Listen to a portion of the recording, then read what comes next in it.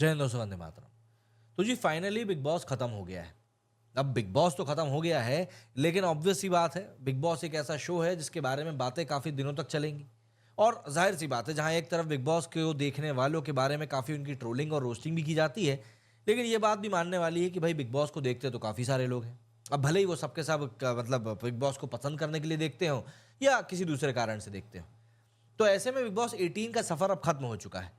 करणवीर मेहरा ने जीत की ट्रॉफी अपने नाम कर ली है, जबकि विवियन डिसेना पहले रनर अप रहे और रजत दलाल दूसरे। बिग बॉस के घर से बाहर आने के बाद रजत नाराज भी नजर आए। उन्होंने मीडिया से खास बातचीत में कहा कि जीतना और हारना तो लगा रहता है, ये जरूरी नहीं है कि चीज हमेशा आपके फेवर में ही जाए।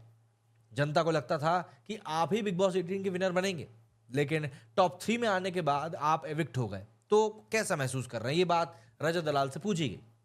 रजत ने इसके ऊपर कहा कि मैं बेफिक्र था, मुझे पता था कि जो होना होगा वो हो ही जाएगा, लेकिन हाँ, मुझे इतनी उम्मीद थी कि मैं टॉप में तो रहूंगा और अगर भगवान का साथ रहा तो जीत भी सकता हूं। लेकिन अब अगर कुछ चीजें मेरे फेवर में नहीं आई तो देखो, हर चीज तो मेरे हाथ में ऑब्वियस ही बात नहीं है। जो हो गया सो हो गया, और अब इसमें मैं कुछ भी नहीं कर सकता। इसके बाद रजत से पूछा गया कि आपके एविक्ट हो जाने से लोगों के दिल टूट गए, उन्हें लग रहा था कि वोटिंग में कोई साजिश हुई है, इस पर क्या कहना है? तो देखिए, इसके ऊपर रजत दलाल ने कहा कि मुझे नहीं पता कि चीज़ें किस तरीके से चल रही थी और पीछे क्या कुछ हो रहा था। इस बारे में मुझे कोई इन्फॉर्मेशन है भी नहीं, लेकिन हाँ, मुझे ये ज़रूर पता है कि जो रिश्ते मैंने यहाँ बनाए हैं वो हमेशा मेरे साथ रहेंगे।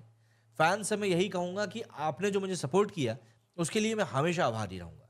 अब मैं अपनी नई ज़िंदगी की शुरुआत करने जा रहा हूँ और इसमें आपका बहुत बड़ा हाथ रहेगा। शुरुआत में लोगों ने उनकी छवि को काफ़ी सख्त तरीके से देखा था, लेकिन उसके बाद लोगों ने मेरे इमोशनल साइड को भी देखा। मीडिया इंटरेक्शन में लोगों ने जब नेगेटिव साइड पर ज़्यादा फोकस किया था, तो इसके पीछे क्या कोई डर की वजह थी? ये जब रजत से पूछा गया, तब उन्होंने कहा कि मेरी एक्चुअली में आदत नहीं है मीडिया के बारे में कुछ बोलने की, लेकिन जिस तरह के सवाल पूछे जा रहे थे, उससे सारी बातें समझ में आ रही थी। तीसरे चौथे हफ्ते की बातें मुझसे 14वें हफ्ते 15वें हफ्ते में पूछी जा रही थी, जिसका कि कोई मतलब नहीं निकल रहा था। इस घर में हर पल चीज़ें ऊपर नीचे होती रहती हैं। जहाँ लड़ाई झगड़े की बातें हो रही थी, तो वो बहुत पहले खत्म हो चुकी थी।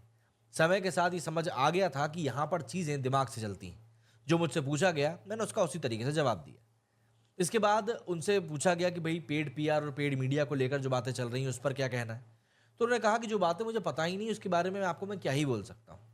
अच्छा, चीज़ें कुछ ऐसी भी हैं जो कि याद रह जाएँगी। तो रजत दलाल ने कहा कि मैंने जो यहाँ पर चीज़ें एक तरीके से करी हैं, वो हमेशा मुझे याद रहेंगी। मुझे ऐसा लग रहा है जैसे मैंने किसी का हक छीन लिया है, लेकिन हाँ, यहाँ पर मैं मौजूद था तो चीज़ें हैं। आगे रजत ने कहा कि ग्रैंड फिनाले में जिन 6 फाइनलिस्ट ने अपनी जगह बनाई थी, वो थे विवियन, करण, अविनाश, रजत, ईशा। सबसे पहले ईशा सिंह एविक्ट हुई और टॉप 5 में अपनी जगह नहीं बना पाई। इसके बाद चुम दरांग विनर बनने की रेस से बाहर हो गई। इसके बाद अविनाश मिश्रा का एविक्शन हुआ और शो के टॉप 3 फाइनलिस्ट रहे करण, विवियन और रजत। अब यहाँ पर सबसे बड़ा फंडा ये हो गया कि कई सारे ऐसे लोग थे जो कि ऑब्वियस सी बात है रजत दलाल को ही सपोर्ट कर रहे थे, बट रजत के बाहर होने के बाद में उन लोगों की भी कहानी बदल गई। वे बोलने लगे कि भैया यार ये क्या हो गया, इस तरीके से तो चीज़ें बिल्कुल भी नहीं चलनी चाहिए थी। पर देखिए, समझने वाली बात यह है कि बिग बॉस अपने आप में गेम ही ऐसा है जिसको कि लेकर कोई भी कुछ सर्टेनिटी के साथ में बोल नहीं सकता। अब आप मुझे बताइए, आपका इस बारे में क्या कुछ कहना है? मेरे इस वीडियो में फिलहाल इतना ही। जय हिंद, जय भारत।